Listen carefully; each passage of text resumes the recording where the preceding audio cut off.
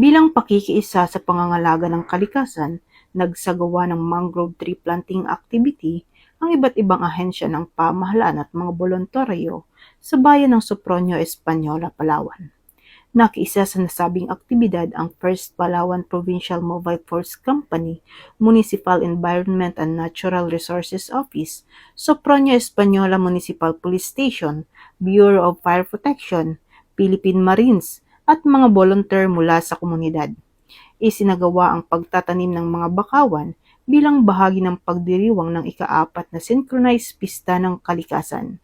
Layunin ng programa na suportahan ang rehabilitasyon ng mga mangrove area, palakasin ang kamalayan sa pangangalaga ng kalikasan, at hikayatin ang mas malawak na partisipasyon ng komunidad sa pagprotekta at conservation of coastal ecosystems.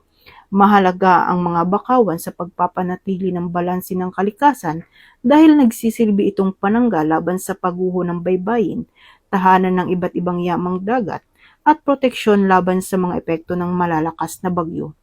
Patuloy namang hinihikayat ng kapulisan ang publiko na makiisa sa mga programang pangkalikasan upang mapanatili at maprotektahan ang likas na yaman para sa susunod na henerasyon.